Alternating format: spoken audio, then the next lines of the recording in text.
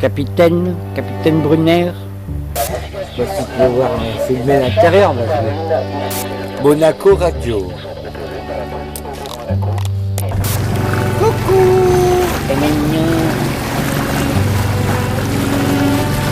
Ouais, alors je peux mettre...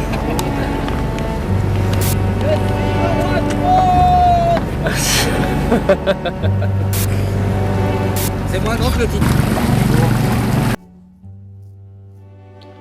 Ce jour-là, je suis assis à mon bureau, je travaille, je crois que je relance des clients. Sûrement, je devais faire ça. En tout cas, je sais que ce jour-là, j'étais particulièrement aligné, particulièrement heureux, en joie. Tout allait bien pour moi. Je me sentais en forme, je m'entraînais. Il faisait beau, je me souviens. Je sais plus exactement ce que je faisais. Après ce genre d'événement, l'impact est tellement fort que ça crée une espèce d'amnésie autour du moment où ça s'est passé. Comme une météorite qui, lorsqu'elle tombe, crée une onde de choc temporelle. Tout ce qui s'est passé quelques jours avant et quelques semaines, voire mois plus tard, c'est flou. Le temps passe extrêmement vite et le temps passe extrêmement lentement. C'était vraiment une belle journée. Mais j'allais connaître pour la première fois de ma vie ce qu'on appelle la perte d'un être cher. Et plus tard, les étapes du deuil, dans lesquelles je suis toujours d'ailleurs. Ah, ça commence par là, hein. Courir avec son chat. Et oui, Mao. Courir avec son chat.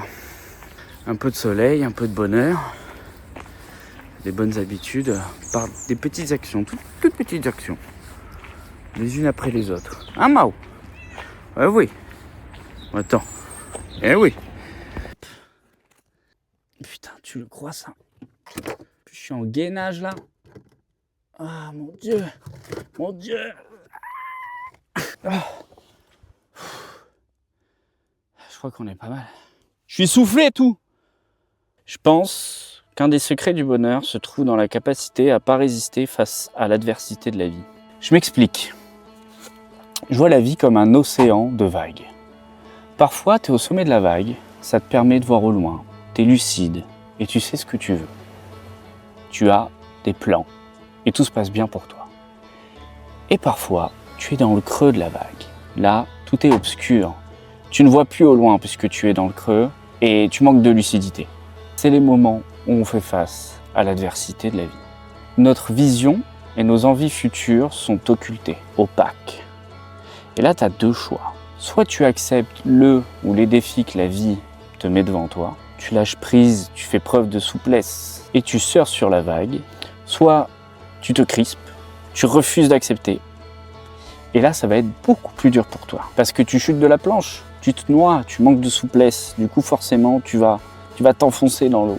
Parce que pour surfer sur l'eau, il faut être souple.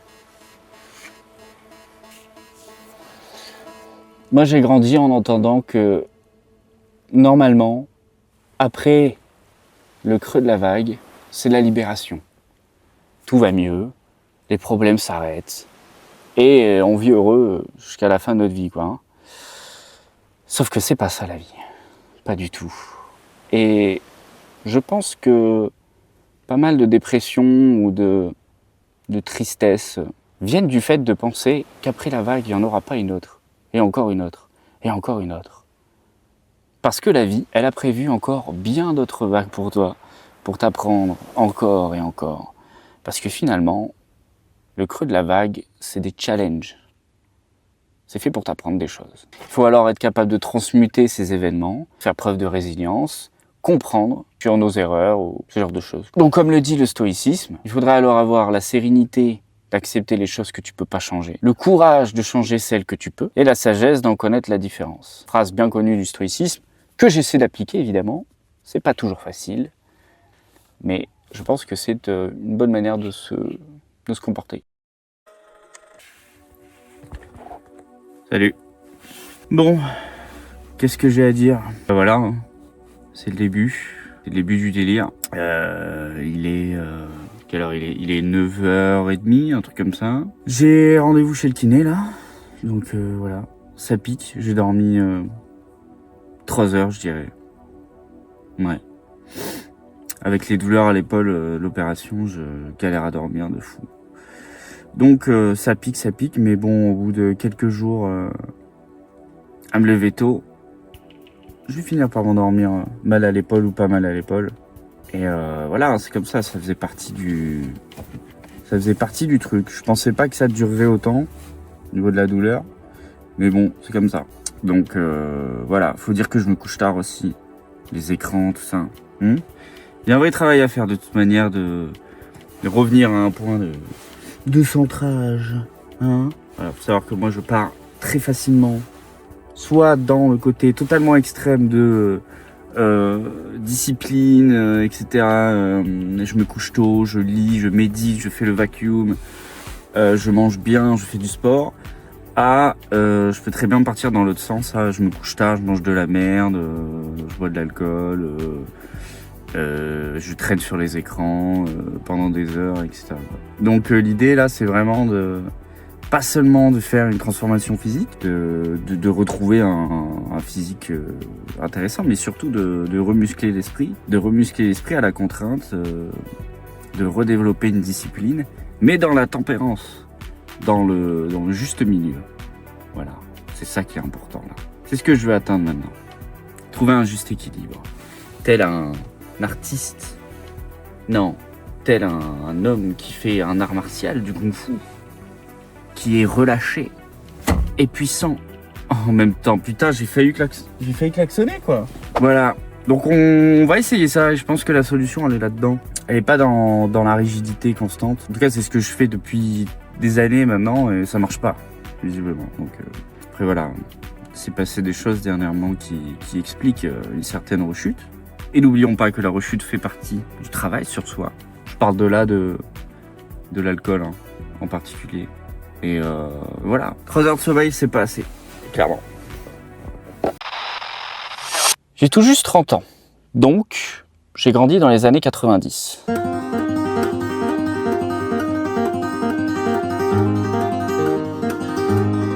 Nous, les jeunes des années 90, on a grandi avec la télé.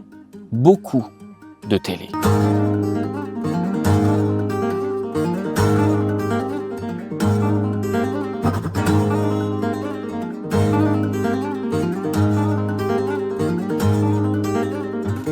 On a connu le début des téléphones portables et on a connu aussi les jeux vidéo, l'essor des jeux vidéo.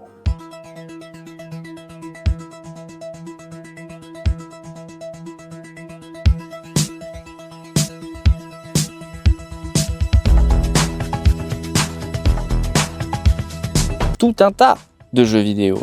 Et être un gamer, un geek, à l'époque, c'était pas super bien vu hein, quand t'étais au collège. Alors peut-être pas super mal vu, mais en tout cas, il n'y avait pas les streamers, les youtubeurs, et c'était pas stylé d'être un geek. T'étais un peu à part, un peu bizarre.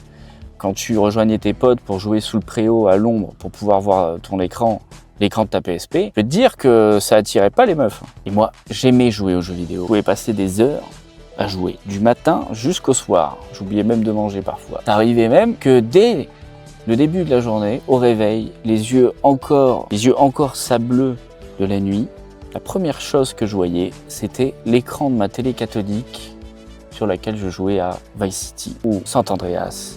Et GTA, quoi. J'étais à fond sur GTA à l'époque, mais pas que évidemment. Pour revenir à cette histoire d'océan, de vagues, et le fait de voir une épreuve au sommet de la vague, et puis imaginer qu'il n'y aura pas d'autres vagues, et que tout va s'arranger ensuite. Mon père, il pensait comme ça, du moins je crois. Partant d'une idée optimiste, en imaginant que tout allait s'arranger après un problème passé, il semblait être devenu pessimiste pour de bon, ne comprenant pas pourquoi la vie s'acharnait à lui mettre des épreuves sur son chemin. Il avait beaucoup de phrases qui laissaient à penser que, à force d'avoir espéré, il avait lâché l'affaire. Il disait « La vie, c'est une tartine de merde et t'en manges un bout tous les matins. T'as pas le choix. Quand ta femme te dit qu'elle est enceinte et que, bah ouais, il y a un bébé, il y a un nouveau bébé, tu travailleras plus. Il faut te lever, il faut aller bosser et t'as pas le choix. Tu fais pas forcément un boulot que tu veux. Et puis c'est comme ça, il faut se battre dans la vie et c'est tout. Moi, c'est pas mon rêve de travailler dans le bâtiment, on me disait. Je me souviens qu'il s'imaginait souvent acteur ou chanteur. Et il avait la gueule pour. Il aurait sûrement été doué pour ça d'ailleurs. Alors moi, pendant ce temps, je jouais aux jeux vidéo. Écoutant ce que mon père me répétait, j'avais trouvé la solution. Au moins, dans les jeux vidéo, je pouvais être qui je veux. Il n'y avait pas de contraintes. La vie, c'est du sérieux. On ne peut pas faire n'importe quoi et on ne peut pas faire ce qu'on veut. Il faut faire ce qui doit être fait. Dans les jeux, on peut faire ce qu'on veut, sans avoir peur du regard des autres. Ou des conséquences, puisque par définition, c'est un jeu. Et la vie, c'est pas un jeu. Tes choix ont des conséquences. Tu dois faire tes devoirs pour avoir des bonnes notes, et du coup, un bon bulletin, et du coup, un bon travail, une femme, des gosses, une maison, payer le prêt de ta maison, faire un boulot que tu aimeras peut-être pas, payer les factures, les impôts, la taxe foncière. Tu dois travailler, anticiper, toujours, encore et encore. Mais moi, j'ai 14 ans, ou moins, ou plus. J'ai pas du tout envie de faire tout ça. Pas du tout. Ça résonne pas. J'ai l'impression de devoir suivre un schéma qui me fait pas rêver et qui semble faire souffrir mon père. Il est clairement pas heureux de faire ça. Pourquoi j'aurais envie de le reproduire? Mais il faut le faire, c'est tout.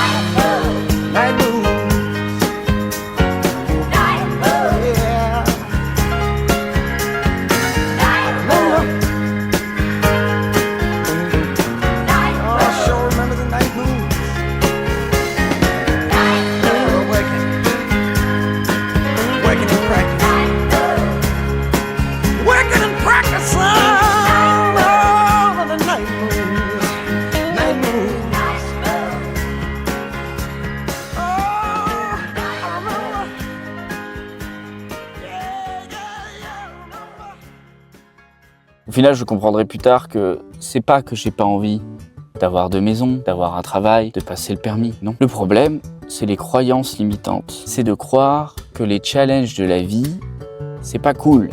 Parce que la vie, c'est pas un jeu. Et tu sais quoi? La vie, c'est un jeu, tout simplement. C'est un jeu. Et il faut savoir y jouer à ce jeu. Parce que tu nais à un endroit, et si tu passes ton temps à faire attention au regard des autres, t'avances jamais. Alors que le regard des autres, il n'a d'action sur toi que si tu lui accordes de l'importance. On est d'accord? Si j'accordais de l'importance au regard des autres, alors attention, je dis pas que je suis totalement libéré du regard des autres, c'est faux. D'ailleurs, je fais des vidéos sur YouTube. Mais justement, avant de pouvoir poster des vidéos sur YouTube, Instagram ou ce genre de choses, il faut déjà réussir à se filmer, à parler et à ne pas se détester. Ou imaginer que les gens vont vous détester pour ça. Parce que croyez-moi, il y a des gens qui vous détestent pour ça. Mais il y a aussi énormément de bons retours. Et ça, c'est bien. Et ce que je veux dire par là, c'est que j'ai compris avec le temps que ce qui est important, c'est la façon dont tu vois la vie. Si pour toi, quand il y a des problèmes dans ta vie, tu vois ça comme quelque chose de mauvais, alors évidemment, c'est pas agréable sur le moment. Je suis pas stupide. Mais si, au contraire, tu vois ça comme un challenge et quelque chose qui va te faire gagner en expérience, comme dans les jeux. Dans les jeux, la difficulté, c'est une bonne chose. On cherche la difficulté. Dès qu'il y a un boss, quelque chose de dur, qui va faire qu'on va devoir faire des efforts, on est heureux. On se dit, c'est cool, je vais évoluer. Dans la vie, quand il y a des problèmes, on se dit, ah non, putain, encore. Chier. Ça commençait à aller bien, là, et puis hop, je me reprends un problème. On est con. On est trop con. Ça marche exactement pareil. Au final, si on prend notre vie comme un jeu, d'un coup, ça devient sympa.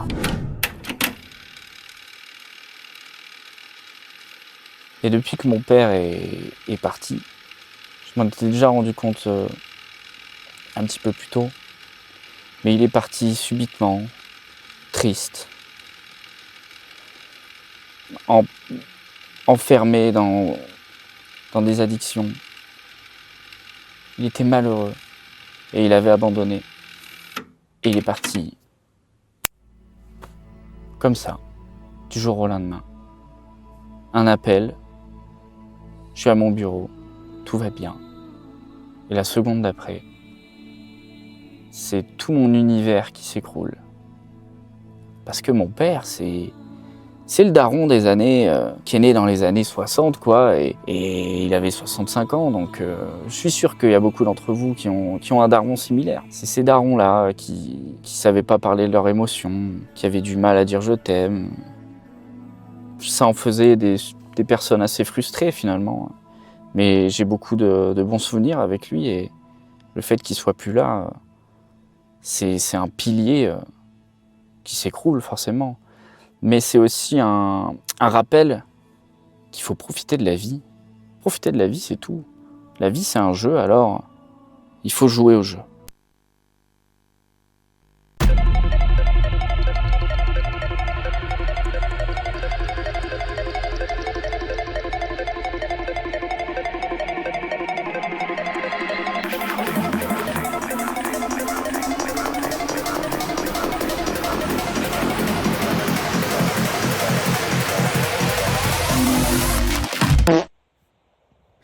Bon voilà, comme on peut voir, je suis devenu un gros lard. Merde. Avec ce qui m'est arrivé...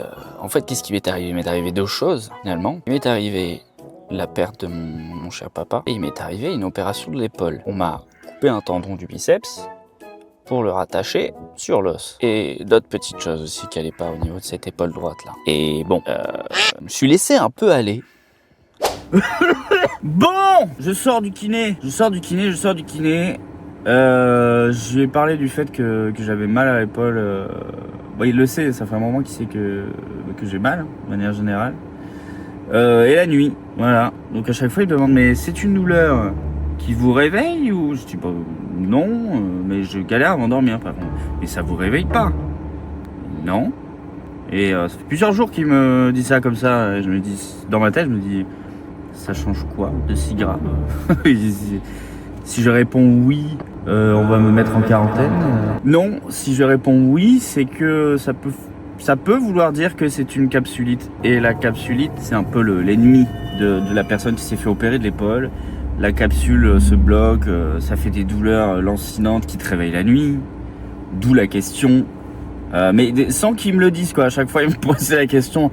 Ça vous réveille la nuit ou pas? Mais il te dit pas, peut-être c'est une capsule. Bah, je pense qu'il fait exprès, hein, c'est pour pas que tu t'inquiètes. Mais voilà, donc en gros, tant que je continue à progresser, c'est sûrement pas une capsulite. Voilà, on verra avec les médocs, même si j'aime pas en prendre. Il m'a dit vaut mieux prendre des médicaments pour se détendre l'épaule, quoi. Bref, on espère que c'est pas ça, quoi. Voilà, ce qui rendrait compliqué.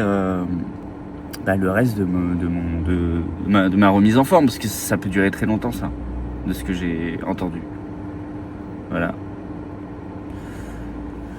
On croise les doigts et ça va le faire. Ça va le faire.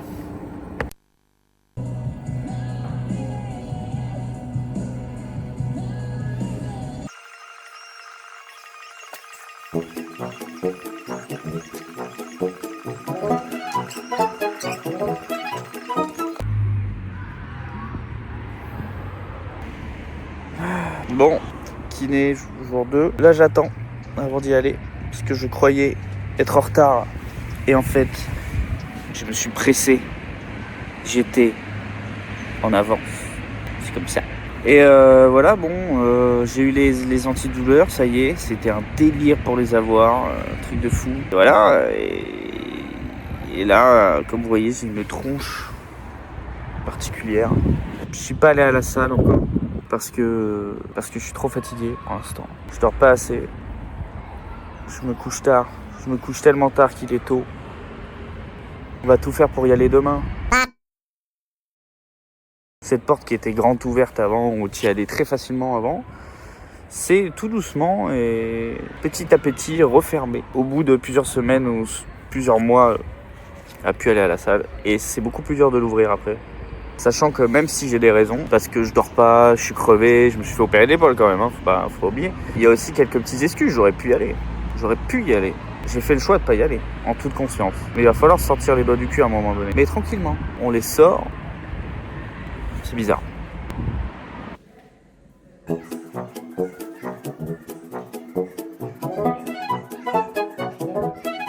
Là, regardez quoi. En face de mon kiné, une école de fascisme. Une école de fascistes. Bleu, blanc, rouge, vous vous rendez compte? D'extrémistes de merde. Bon, nouveau rendez-vous chez le kiné. Le chirurgien a répondu au mail de mon kiné. Et apparemment, c'est tout à fait normal que j'ai des douleurs comme ça à l'épaule à ce stade-là de la rééducation. Donc j'ai des anti-inflammatoires et on verra si ça se calme. Mais c'est rassurant quand même. En plus, mes douleurs se sont un peu calmées là dernièrement, donc c'est probablement pas una capsulito. No capsulito. Et ça, c'est super bien ça. Bon bah voilà, il fait une excellente journée. Très belle journée, regardez, voyez vous-même. Et aujourd'hui, c'est enfin le jour où je me bouge le cul et que je vais à la salle. Parce que depuis que je l'ai dit la dernière fois, je sais pas quand c'était pour vous, mais en tout cas, je n'y suis pas allé parce que je suis resté encore bloqué dans des insomnies horribles et des douleurs d'épaule. Mais aujourd'hui, ça va mieux. Aujourd'hui, ça va mieux. Et du coup, on est parti. Et je vais pas faire une séance incroyable, évidemment, c'est la reprise depuis des mois et des mois et des mois. Des mois de stockage de gras et de création d'une bouée qui me dérange, que je sens quand je marche, et qu'on va essayer, que dis-je, qu'on va tranquillement consommer de l'intérieur jusqu'à ce qu'elle disparaisse. On ne perd pas le gras, on le consomme. Le gras est notre ami, hein? N'oublions pas. Le gras est notre ami, il est là pour nous protéger. On ne cherche pas à le perdre, on cherche à le consommer, à le brûler. Ok, donc là c'est ce qu'on va faire. Et donc on va faire un peu de cardio, même peut-être plus de cardio qu'autre chose. Des fentes, je vais voir comment ça va se passer, faire un petit peu de jambes. Et surtout faire la mobilité de l'épaule, faire tous les exercices que j'ai à faire pour l'épaule, que vous avez normalement déjà vu sur ma séance kiné, et que je vais continuer à faire tout simplement. Voilà, à tout de suite. Excuse me, can we talk? No swearing, no insults. Look at all the mess we made to get to where the both of us say these big words, I'm sorry. 'Cause right now we got barricades, wall to wall. We used to live in love and now the barricades cover it all. We used to be in love and now we'll not allow for us to go down in fire. We're gonna tear down all these barricades before we fall and lose it all.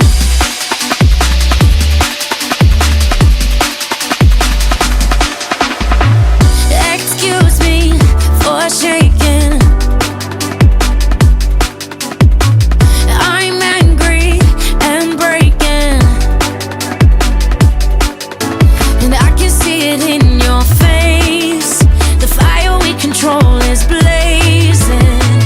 These big words we're losing. Bon voilà, la séance elle est finie, donc c'est bien passé. J'ai fait pas mal de petits exos, de tirages, etc. J'ai failli me faire mal à un moment donné.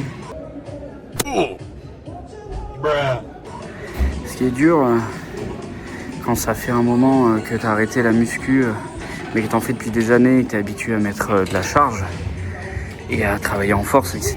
et à avoir de l'intensité, c'est que après une opération comme ça et des mois d'arrêt, quand tu reprends, il faut pas te blesser. Il faut essayer d'y aller tranquille et de vraiment écouter son corps, parce que toi, tu as pris l'habitude à la contrainte, à la difficulté, voire même tu as pris goût. Et même si ça fait des mois que tu as arrêté, tu gardes ça, cette envie de te dépasser, de te faire mal. Et il faut pas le faire. Mauvaise idée. Donc j'ai eu une petite douleur, je me suis calmé un peu, ça va, tout va très bien. J'ai même moins mal à l'épaule maintenant que j'ai fait la séance. Là. Je la sens pas, j'ai pas de douleur. C'est fou. Hein. On se dit j'ai mal, putain faut que je fasse gaffe, faut pas que je bouge. Au final tu bouges et t'as moins mal. On se répétera jamais assez là-dessus je crois. Hein.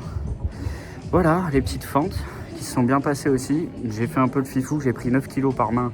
C'est pas le problème du poids pour l'exo, bien que ça a cramé. C'est l'épaule. Mais ça va. En bloquant l'articulation de l'épaule, il n'y a pas de problème. Je me suis pas fait mal. Donc bon, ça passe. Ça fait du bien.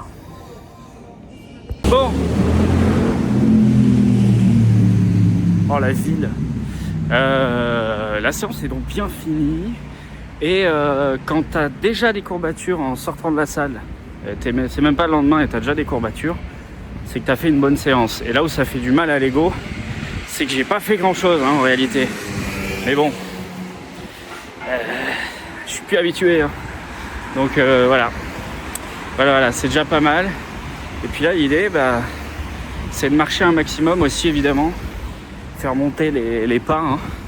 Arriver d'ici quelques jours à 10 000 pas par jour, ça serait pas mal. Mais j'y vais progressivement. Il faut y aller progressivement. Moi, je suis trop extrême et il faut que j'arrête de faire ça. Donc, on va y aller tranquille.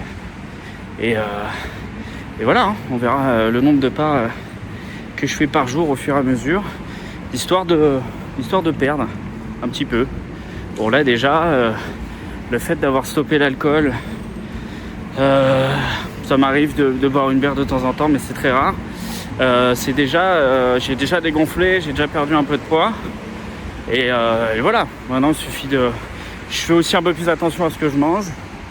Et petit à petit, je ferai carrément mieux attention. Et puis avec le sport, de toute manière, c'est le fait de bouger, de faire mes séances qui vont me rediscipliner sur le reste.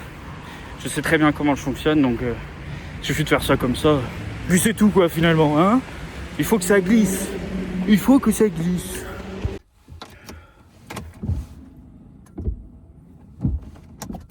Ah, j'ai pas fait le cardio.